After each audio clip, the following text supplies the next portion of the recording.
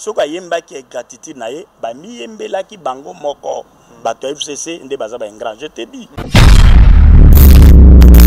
Les lots gênent et belé bazo bima au bazar pour ça souci sur la musique a bien mais pas pour te bazate. Est-ce que les lots peut vous avez dit ma PM sous produire les sous ba musicien de produire ba ouais rançon ba GB. Mais c'est aussi les plans scéniques. Ce que exact parce que toujours se retrouver. Yo au sala que logo se retrouver. Ndé yo sala musala so tu ne te retrouves pas et mo abandonné. Nous sommes des concepteurs initiateurs de projets culturels. Tu produiras trop. Et c'est sur les bateaux nyonso passer na ya lokuta na so ba ko aveugle bateau nyonso public est soutenu. Ça vous gagner les sous. Mais na biso yeb sanga producteur o ya produire ministère sur les plans scéniques à gagnant. Ba ministère ba mo ba bunda. Ba bunda ba sala ba événement na façon na bango pour ba se retrouver tama kwanga. J'ai bien piano c'est un monsieur respectueux. Production andé na regretta. Ah parce que l'icône da batozaki plein. Était comment en avant? Oui, batozaki plein mboule beta na ndenge mo ba mystique. Mboule beta misia pas beta. Ba beta te. Moto suka inde nini? Suka inde nini pona ba contrati lelo ya yebi ndulo wana nano eza répété te. Na ko contacter oui parce qu'il faut à azwa le nini tolo baka logique.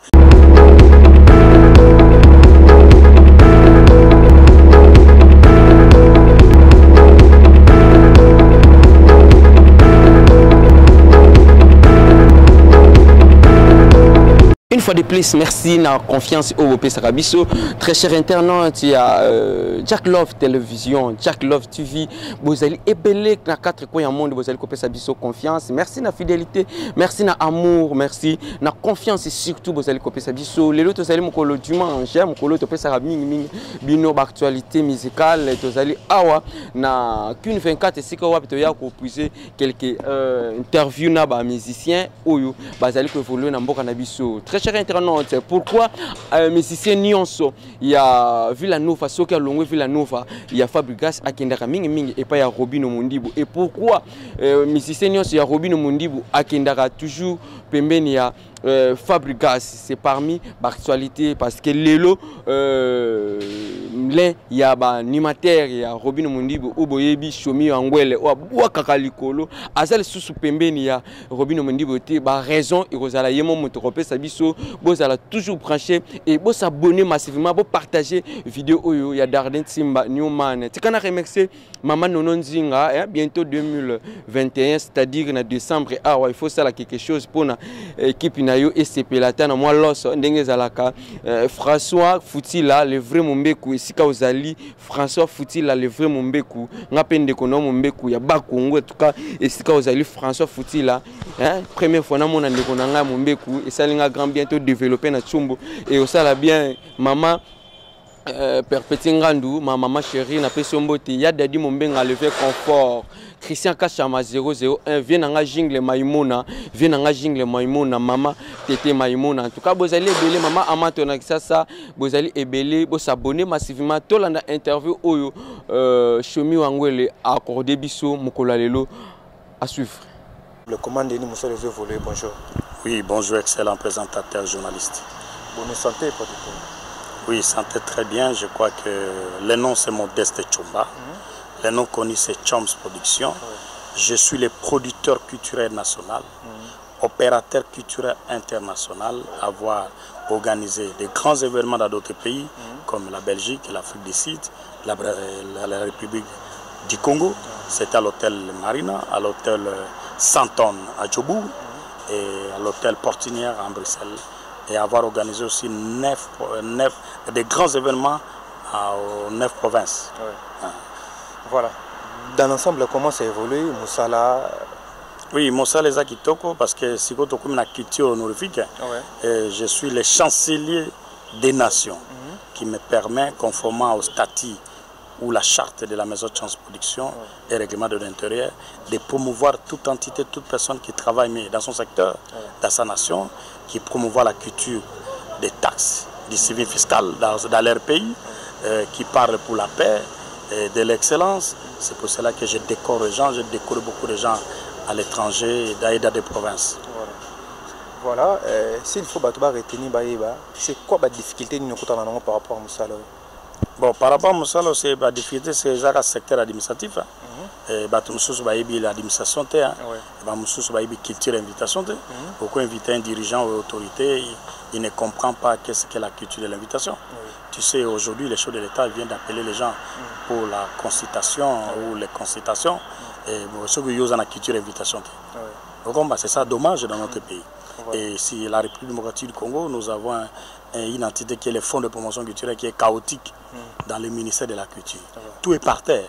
C'est pour cela que je suis en train de demander aux dirigeants de ces pays, commençant par la présidence, de faire une bonne organisation, surtout au ministère de la Culture, qui est le premier producteur de la République et qui ne fout absolument rien. Moi, je suis l'artisan de la vérité. Pour soutenir les consultations, la consultation, j'organise un grand événement le 21 décembre 2020 à l'hôtel Africana Palace de la commune de Lingwala, là où je suis partenaire. La soirée culturelle à l'honneur des chefs coutumiers. Dénommé les noms soirée culturelle pour la paix à l'honneur des chefs coutumiers, qui aura pour thème la République démocratique du Congo, ma patrie et notre patrimoine.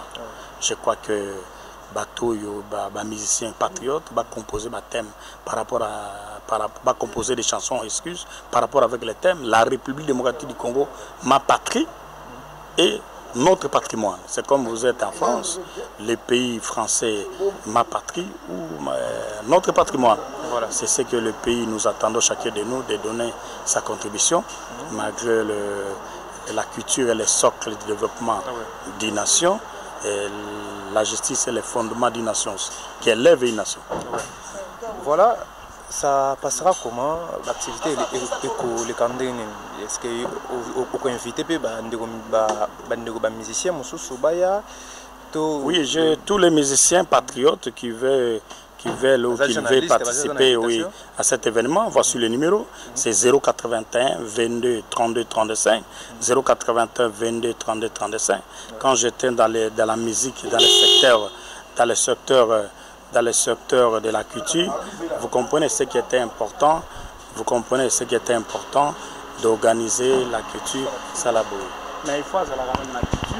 Attends 2 minutes avant de la patriote, parce que je me souviens à l'époque, j'ai eu la chance de produire des Ouera, des JB, des Papa Wemba, et des jeunes talents que j'ai organisés en 2000, que les autres artistes, ils ont eu élan, Babima, vous comprenez? Mais ce qui est important, artistes sont poli, patriotes, balingi mboka, na beaucoup qui enseigner porte-parole, parce que les artistes respectent la politique, parce que nous les produisons des patrons. Tant aux autres, on a un paquet pour produire l'artiste musicien, si toute la musique ne paye plus au Congo. Vous comprenez? Il faut voir l'histoire, pour produire des grands musiciens, des Chorambemba, Erwana, Azana Biro, Selembao. Vous comprenez? Des Marie-Paul, que je les salue tous à passant, d'Adolphe Dominguez. Vous comprenez? Ce sont des artistes polis. Je crois que nous sommes fous la bango peut pas fou la biso. Mais ce qui est important, la soirée est le 21. Le 21 décembre. Parce qu'après le 21 décembre, nous avons une soirée en février. Après, je prends vol parce que nous avons une invitation à Paris, dans d'autres provinces, pour que nous organisions des grands événements. Dans l'ensemble, nous avons la musique congolaise, état de producteur, c'est évolué comment? Dans l'ensemble, la musique congolaise, la musique est bonne. Les musiciens sont des génies. Mais malheureusement, pour eux, ils ne sont pas soutenus. Il faut pas que nous bêtons tout ça. Nous avons un ministère. Nous avons un ministère de la culture et des arts qui est par les fonds de promotion culturelle qui est chaotique. La gagné sur ce entité mon fonds de promotion culturelle. L'informer ils font bon ils la pour nos artistes. Bazoua kabambo on a entité à la publicité pour soutenir les artistes. Mais et l'autre côté. C'est la consultation, quand il aurait notre gouvernement, on doit mettre l'homme qu'il faut à la place qu'il faut pour diriger ces ministères-là. Pour Makambo, ça bien. Ou Azali, Abundana, non. Parce que, naïbité, ceux qui ministère ont naïbiata ensemble à couturer dans la République, ou artistes et ministères, nombre, combien? Peintre, rien. Dommage, nous sommes dans un pays, on ne comprend rien. Je ne sais pas si c'est le problème d'homme. Parce que les institutions en ont bien, c'est les problèmes d'hommes. Au moment moi, je suis candidat député national quelque part. Au moment où ils ont que nos machines à des moteurs. Et si le roi Moutoranango et machines à des moteurs au Tambola. Des moteurs, cela veut dire. Des moteurs, aux hommes KO, FCC, cash, aux hommes qui n'ont même pas de cadre juridique. Mais baby Samboko, je ne sais pas, naïbité. Qu'est-ce qu'il faut? On a seulement un seul président de la République, Félix Tshilombo Tshisekedi. Nous sommes ex. Nous sommes un producteur ex. Non, même pas. Je suis toujours producteur. Si on a dit métier, on a abandonné, on a fandi. Vous comprenez? Mboko ils ont dirigé dans Mutumoko. Si Nalobaka avant, si moi j'étais le président de la République, je dois dissoudre les deux parlements, Sénat et Parlement. Nalobaka. Parce que Nazali, député national, non séjour Parlement. Parce que les députés, on a des noms. Et l'autre côté, noma bango élection. C'est élection. Moi je fais campagne. Telaganga na vivre na kin, mais que la campagne na manière pour aller promouvoir le nom de mon grand-père, fille le premier député là-bas. Territoire de Kaïl. Ouais, na mabélé à grand-père, pour ça mabélé là. Na Kei, mais kin c'est en 2023, mais c'est regrettable. Mboka et Zalaka dirigé na Dekiti. Kiti Zara Moko. Voilà. Comment on a évolué Mboka Félix Antoine Tshisekedi va bien Fachi Beto, surtout la consultation dans des par bande de musiciens ba comédie, on a évolution dernier Moussa Ndazoki nango. Ngana zala fanatique à muto pour Félix Tshilombo Tshisekedi aibinga bien. Que chance production aibinga bien, to pesa na bambote to solo là, mais azwa intérêt à peupler. Oui, a intérêt à peupler parce que son père l'a dit. Peuple d'abord. A intérêt à peupler, peuple à Zawapi. Parce que ce mariage est aussi mbatté. Bukango, c'est quoi ce bangani? Ce bateau n'a pas d'armes ou quoi? Peuple n'a pas de bâti. Au moment où il y de la côte qui a pas d'armes, non? Mais Bakino va saler quelque chose. Vous comprenez? C'est bilo quoi il faut casser en go. Ngana le baga déjà que parlement il faut qu'on dissoudre en go. Mais il faut toujours qu'on a cadre de mots juridiques pour bâtir ba koso kosoté. Mboko est dirigeant kato somo na wapi. Yo zali chef de l'État. Toutes les provinces bata elle. FCC. Vous comprenez? Ba gouverneur. Au commune na premier ministre muto FCC. Au commune na deux chambres muto FCC. Si comme mboka ngwe dirigeant ndé. Ba ko bloquer au voilà. Est-ce que vous comprenez? Si comme yo lobby, comme ba topé ba lobby, comme nga pe na yoka, alobi ala béton. Mais béton ça béton. Ah. Voilà. Mais à comprendre le peuple, c'était la première fois dans le marché Babenga. Vous comprenez? Par le président Franck Djongo, que je le salue en passant. Voilà. Vous comprenez? Voilà. Que chose production, tout il faut marcher. Dans le marché, pour l'intérêt en Boka. Puis nous avons organisé l'événement le 21 décembre pour l'intérêt en Boka. Nous avons organisé chef coutumier. Parce qu'on en a mal avec les pasteurs. Non, on n'a pas de qualité. Il faut que nous ayons vérité, nous avons une qualité pour nous faire un bon côté. Pour nous avoir un bon côté. Non, pas côté bacal, pas au milieu bacal. Parce que nous avons un bon côté. Mais si nous avons un bon côté, nous avons comprendre. Même chef de l'État, nous avons remettre des mémos, même consultation sur le bus de Kaka. Voilà. Nous avons remettre des mémos. Si nous avons ça bien, ne se contacter par des personnes. Parce que, un, va passer à l'Okota Bakomi. L'Okola, tous un pasteur, il pas de la polygamie. Autopède de couteau. Autopède de grand frère Naé, que son âme repose à paix. Mes condoléances au pasteur Kaska Sambakana, responsable de l'église 10. Il parle de la polygamie à la Kissio. Mais au moins, il va passer, il parle de la monogamie à Zana 2 3. Il y a un côté de prison, il y a un Mboko Modi. Il faut tous qu'on aligne béton aillé. Après ça pensa béton parce que moi je suis le député national non siégé au Parlement. C'est que j'avais dit aux élections. Vous comprenez? Parlement, on n'a aucune politique culturelle. Voilà. Mais tant que producteur, ils ont eu internet.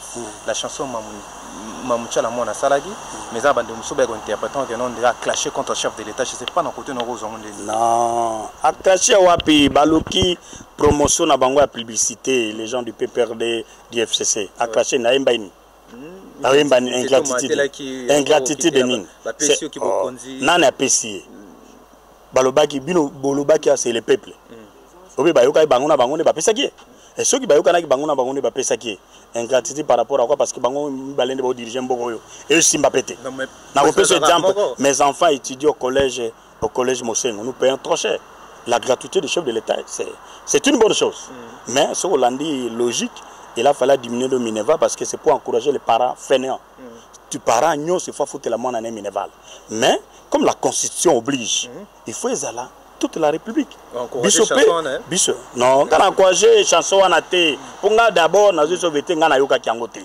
Na yoka ka murmuration, pour encourager on dit ceux qui muto imbili chef de l'État ingratitude, mais ingratitude par rapport à quoi? Parce que ba signa qui ba accord FCC cash. Vous comprenez? Mais sur le peuple, mboko zo marché. Na tout niveau d'abord, excusez-moi, et na pouvoir à retour na yote. Mboko zo marché té. Na mboka nyonso là il a un chef coutumier amoni mokili wana oya ye ezo marché té babetaka lokombe batu baya ba se défini ba loba eloko esengeli. Vous comprenez? Soka yemba ki gratitude na ye ba miyembela ki bango moko bato FCC nde baza ba ingrat. Je te dis, il faut que je te dise franchement. Yo kana yebisa yo, lui me connaît très bien. Lui me connaît très bien. Na matanga papa na benga ki ayibi ndenga lobagi. Si tu te prétends chef de l'État, yo kopé sa réponse ndenga. Mon père était mort à Kisangani. Mais je comprends. Je suis allé l'enterrer. C'est dans la vie nous voulons des hommes vrais. Ou à respecter la parole. Toi, mutumo quoi. FCC va par rapport à langage génocide, il faut te comprendre. La majorité, même à ta cache, ba longwa qui na FCC ba koti cache. Pourquoi la côté la mutute? Ce sont des vagabonds du métier à longwe boya koti clair exact. Awa toza makamba cacheté FCCT. Les intérêts à mboka. Cela veut dire comme ça les unions sacrées wana. So ba ko sala.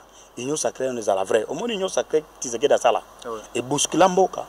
Ti ba kota na niveau ya parlement. Au moins indenge match Mobutu aningana magi Mobutu la vetua. Yebisanga que président ni nazai makasi le roi Mobutu. Na 5 chefs de l'État na bazar. Yebisanga Mobutu a tia dictature na mboko yo. Parce que moko na bango to koka tia dictature na mboko tozo kene sur la démocratie. Magri ba msu bazai golu kabatia dictature les osimbate. Vous comprenez? Mais mboko yo il a un souverain. Qui est le Dieu tout-puissant. Ou alingi mboko yo. C'est à tout salindenge nini. Et que simbate. L'ingratitude de Maman Tchalamouana ebinga bien. Que je lui demande si c'est vrai. À retirer. Ceux qui battent pas conseiller. Pour n'en limiter ceux qui maman n'a koyemba pas ça n'a pas perdu. Trop kabila et tout comme ça. Mais ceux qui ont dit mots à la kabiliste. Si oyemba makambo ya bien pour na kabiliste. Ou à sala bien. Pour tout le but il y a ce kabila sala mabe, il a quelque part pas sala bien. Mais ce mabe leki et Zipaka. Bolam. Ndé ango toujours recommandé 2023. Tshisekedi Tshilombo. Il a reçu le pouvoir. Il faut qu'on se dise la vérité. Son père, il a lutté pour la démocratie. Parce qu'il n'y a pas de candidat. Moi, j'étais aux élections. J'étais candidat numéro 6. J'étais aux élections. J'ai vu et j'ai parlé.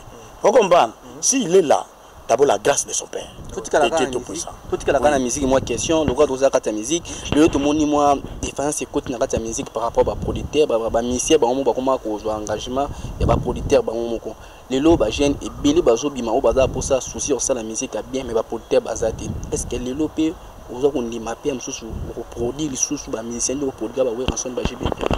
Mais c'est aussi les plans scéniques. Ce que exact parce que toujours se retrouver. Yo sala que logo se retrouver. Ndé yo sala musala so tu ne te retrouves pas et mo abandonné. Nous sommes des concepteurs initiateurs des projets culturels. To produire trop. Et c'est sous les bateaux nyonso ba passer na ya lokutana so ba iko aveugle bateau nyonso public est soutenu. Ça pour gagner les sous. Mais na ebiso yebsanga producteur o ya produire musicien c'est les plans scéniques à gagner.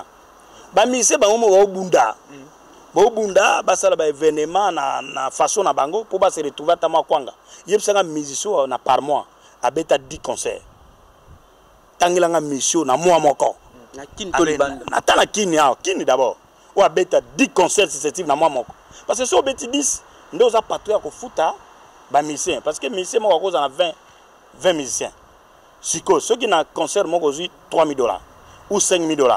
Si on bêtit 10, nous avons 50 000 pour Kabla Missé. Mais si on bêtit encore, au Kabla Mbongo, nous avons producteur, moi, question, moi, et moi, pour tout chuter na biso, au tala la musique, banda ba we ranson, au yebi musique. Ou vanda na kati wana produire ba te belé ou poko tsambon.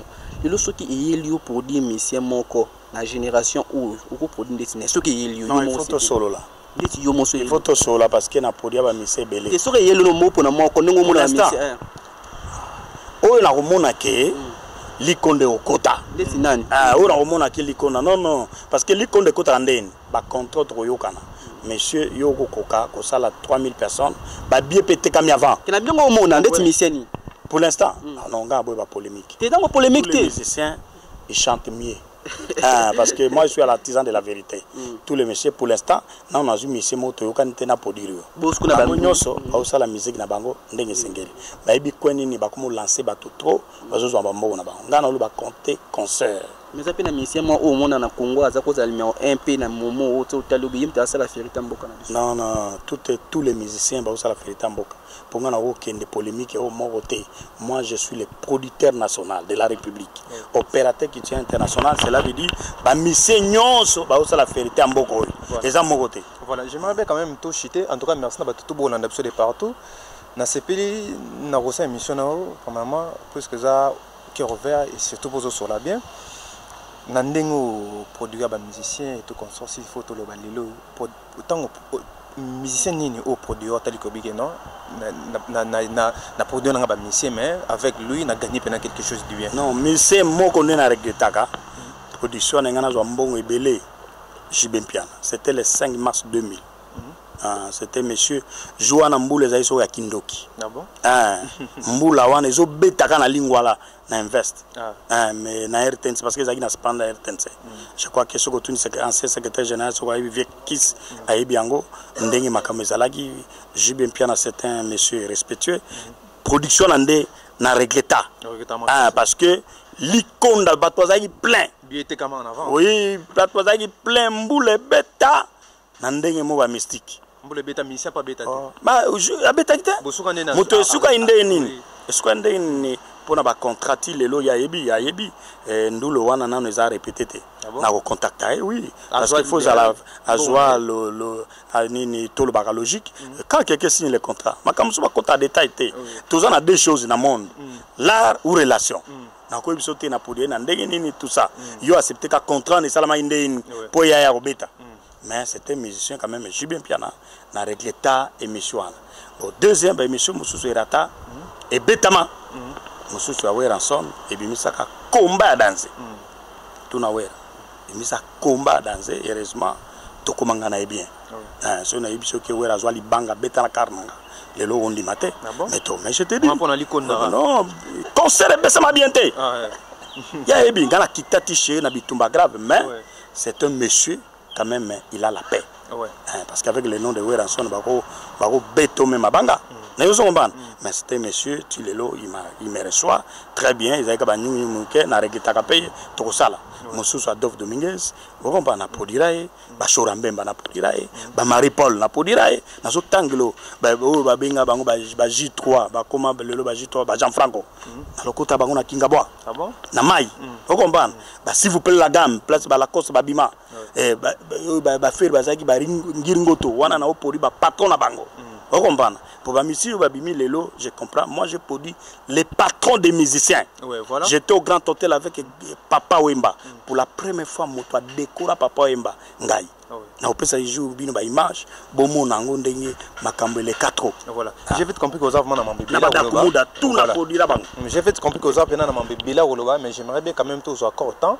Tous au rendez-vous pendant la l'émission moi ils peine poser autour sur la vraiment mobile sur côté pendant baliner belé tout vraiment dans cette émission c'est le mot de la fin de tout on a d'abord de partout ko le mot de la fin je crois que grand événement d'abord nous organisé le 21 décembre 2020 et au mois de février aussi avant que je prenne vol parce que je viens de faire plus de 5 mois 6 mois Kinshasa parce que na oumela raté nazo zo vol pour na kende mais nazo senga mbokoyo eza ba congolais ba makilo toza nango eza ba congolais batika ba nyungu na bango toza na besoin ba dialogue té vous comprenez ce président de la République a consulté 2 personnes a eu décision à 2 personnes à salela yango pour ba betele maboko parce que mboko